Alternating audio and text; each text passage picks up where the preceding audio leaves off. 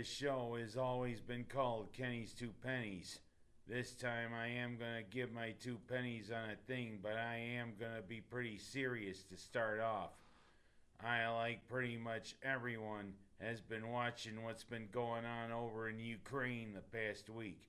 Ever since that madman who leads Russia decided to disobey Ukraine's sovereignty and invade.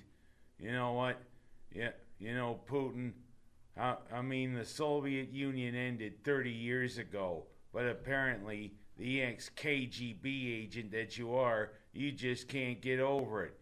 Yeah, you have to pretty much, Ukraine, if they want to join NATO, why don't you let them? Hey, they're not your puppet. And this is ridiculous. What you're doing over there. I've been seeing the images of the refugees, the images of the suffering, the images of the Ukrainian army putting up resistance in Kharkiv and also the other cities, Lviv, Odessa, and also, the column advancing on Kiev, which when the Soviet Union was in existence was the third largest city. Kiev is a big major city, and it's a major part of importance. The thing is, the Ukrainians can show the world what it means to be patriots. You know what? Guys 18 to 60, they're staying to fighting.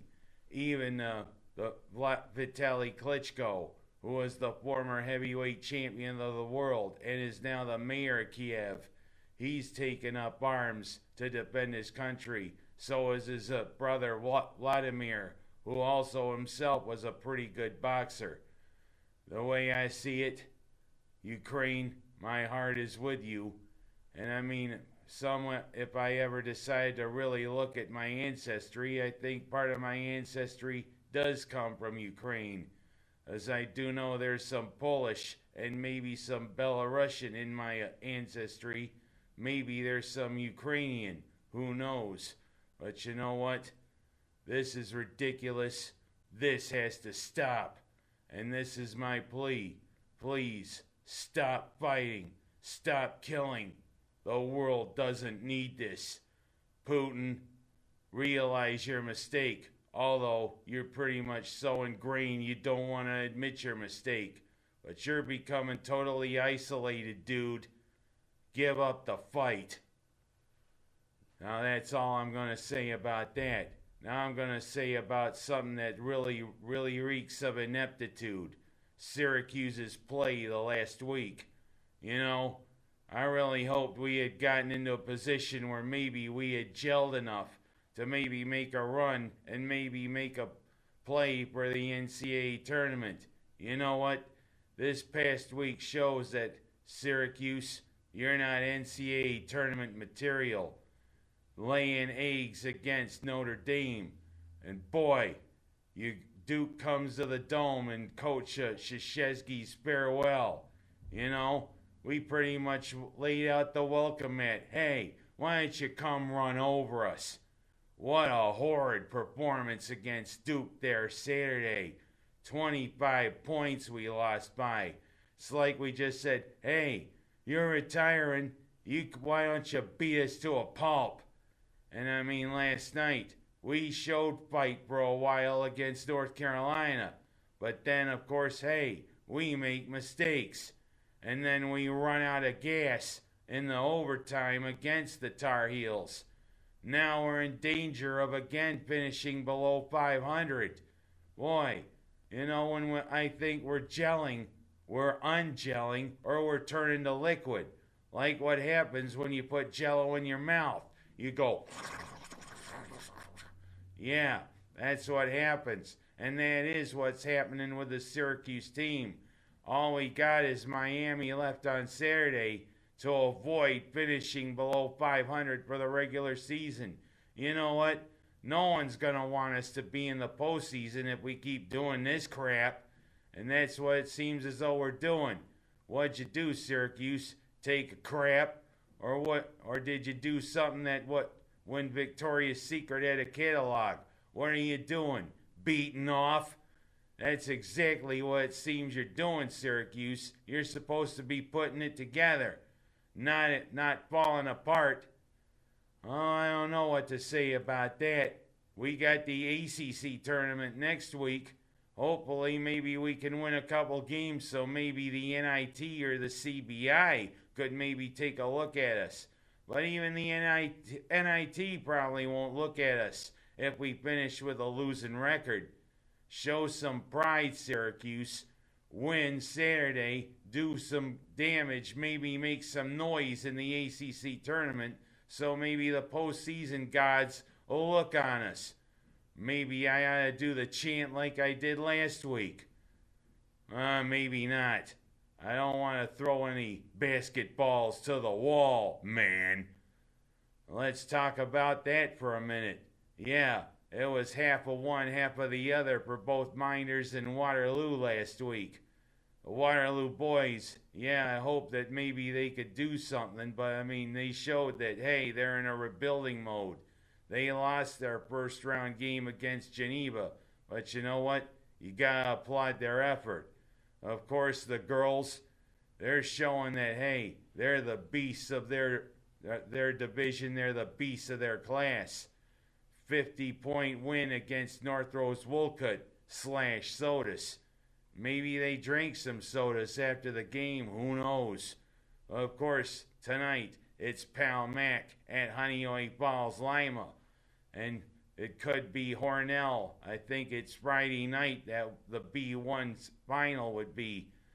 And I mean, it pretty much might look like Hornell, but hey, Waterloo beat Hornell by about 30 points a couple of weeks ago. So all we're doing is counting the days to when they win the B1 title, the overall B title, and maybe run through the states, if you know what I mean. As for Miners, the boys show some pride, beating the World of Inquiry. Why do I have to act like that when I say that? But hey, that's what you have to say when you talk about some of those charter schools. Yeah, pretty good students. In some cases, pretty good basketball players. But Minders took care of the World of Inquiry. And now it's Leroy. But for the girls, like I talked about the ineptitude of the Syracuse basketball team this past week, how about the ineptitude of them against Pennies?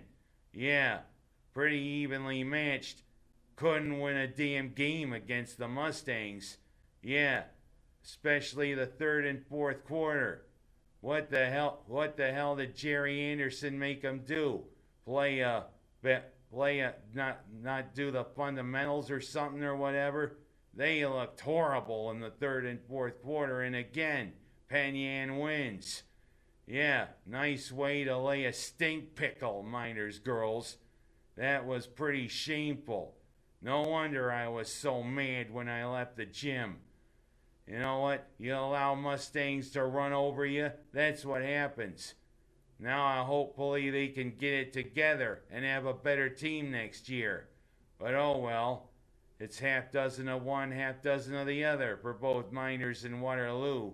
Keep it going, Miners boys, and definitely keep it going, Waterloo girls.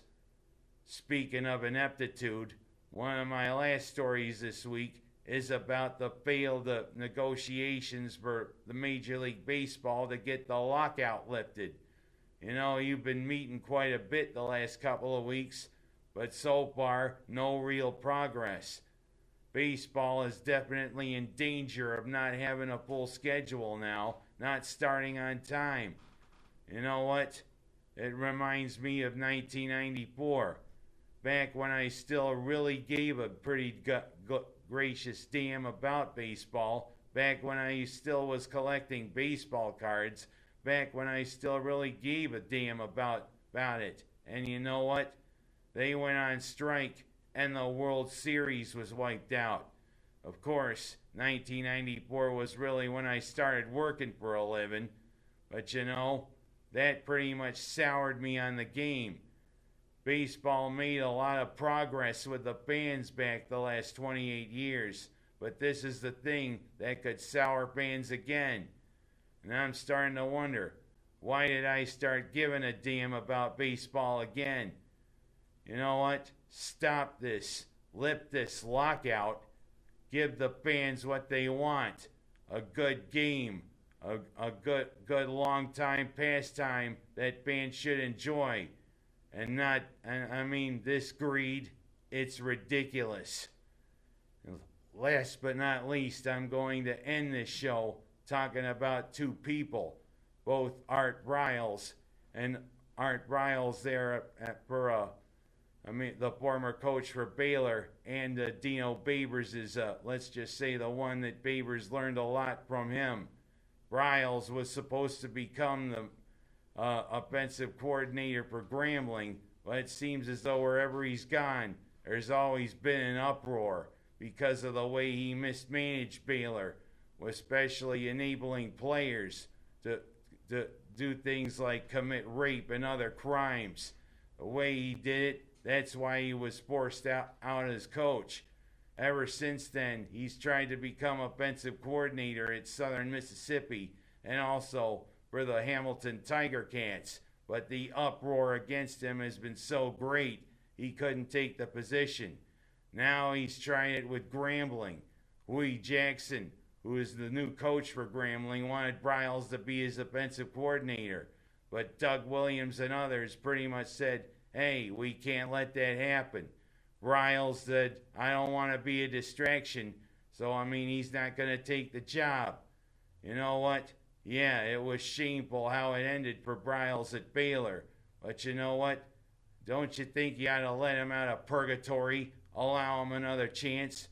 All what Briles has done since then is coach 2 years at high school and coach a football team over in Italy. Hardly not a good resume since then. Come on, let him out of purgatory. Give him another chance. Well, that's all I got to say this week.